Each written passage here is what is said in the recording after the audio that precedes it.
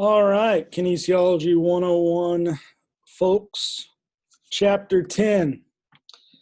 This is the all-encompassing Chapter 10. It's going to be long. There's going to be several parts of this video that you'll have to watch to get all the way through Chapter 10 because we're wrapping everything together. We're taking all of the 8 dimensions of wellness and we're talking about balance and how do you put it all together.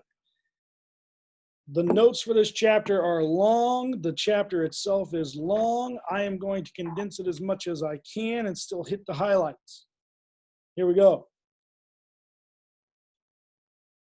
Very important. As we get started with chapter 10, is that we realize that our health, our overall wellness is our responsibility. We are responsible for what happens in our lives, not others. We make decisions and choices that create our future and that impact our future, our behavior. All of these things we have to take responsibility for. Now, having said that, there are some things that are out of our control. Your DNA is your DNA, and your family history is your family history. And so, there's a lot of things that impact us, but we are the ones that can take responsibility for those and do it. My father had a whole host of health problems. He did not take care of himself, did not eat healthy, and died of cardiac arrest at a fairly young age, only 72 years old. I have to take it upon myself to know that while I have his genes and that I'm at risk because cardiovascular health was an issue for him, I can do a lot of things for that. It's the reason why already today, I've been out and I've done a 5.5-mile walk around the town that I live in here this morning, and I'll go out and I'll get my short jog in this evening. But those are things that I do to stay healthy, things that I do to try and combat that. And then, of course, the other thing I do is I watch the amount of food that I eat. I still eat things that probably I shouldn't eat, but I try to limit the amount of those things that I eat. So try to limit the amount of fatty foods, try to limit the amount of things like Chick-fil-A and that sort of thing. You can't eat that every day. All right, here we go. Taking responsibility. Stephen Covey suggests that we look at the word responsibility as responsibility, the ability to choose responses and to make decisions about our future. Healthy People 2020, adolescent health, blood disorders and blood safety, dementias, early and middle childhood, genomics, global health, health-related quality of life and well-being. All right. Cardiovascular health, we've talked about it several times. We certainly talked about it in chapter 1. We've talked about it a few times and we talked about it in chapter 2 because of what we eat in chapter 2 and our physical activity in chapter 1 have a direct impact on our cardiovascular health. Cardiovascular disease is the number one killer of men and women. The number one killer of men and women. Cardiovascular disease has been the leading cause of death in the U.S. every year since 1900, except during the 1918 flu epidemic. And I think we might find that here in 2020, it could be that the COVID epidemic is the leading cause of death this year. What are the major risk factors that can't be changed? Increasing age, your gender, your race. Things that can change your cardiovascular health. Tobacco, smoke. Don't smoke. High blood cholesterol, what you eat. Triglycerides, again, what you eat.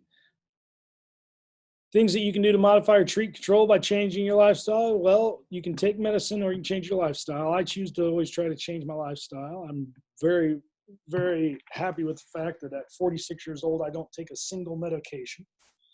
A big part of that is because I work very hard to make sure that I sustain as healthy a lifestyle as I can. Not perfect. I'm certainly not perfect. By no means. You look at me, I'm sure you think that. Stress. We talked about stress. We talked about mental health, mental wellness, alcohol, diet, nutrition. In addition to cardiac or cardiovascular health, we also have stroke. Okay, affects the arteries leading to the brain.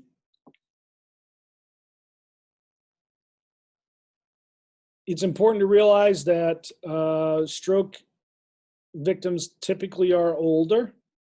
If you have a family history of stroke, that can raise your risk. Race has some bearing on whether you could sustain a stroke or not. Gender certainly affects it. Women tend to have more strokes than men, and strokes tend to kill women more than men. Additional factors that may be linked to higher stroke risk: geographic location can make a difference. Southeastern United States seems to be more common for a stroke than in other areas. Socioeconomic factors, alcohol abuse, drug abuse, certainly drug abuse. Sleep habits can also affect stroke. Metabolic syndrome. Metabolic syndrome is where you basically have a whole host of and a whole list of ailments, okay, different smaller things that maybe you might not think can really do too much damage to you. But if you have several of these things, or you have a few of these things, or a host of these things, then you have perhaps metabolic syndrome, which is basically where you're not resistant, or your body's not dealing and working well to keep you healthy from a variety of different factors. Okay, sometimes it's because you smoke, so you end up with some different things, or it might be your diet, or whatever it might be. Okay, but metabolic syndrome researchers continue to study conditions that may play a role in metabolic syndrome, such as a fatty liver, excess triglycerides, ovarian syndrome, which is cysts on the ovaries, gallstones. If you are someone who suffers from sleep apnea, if you're obese, you're obviously more likely for different health issues and so forth. Some people that are at risk for metabolic syndrome because they take medicines that cause weight gain, or they cause changes in blood pressure, they cause different things to occur in the body. So these are all things that are important. Populations affect. Some racial and ethnic groups in the United States are at higher risk for metabolic syndrome than others. Mexican Americans have the highest rate of metabolic syndrome, followed by whites and blacks.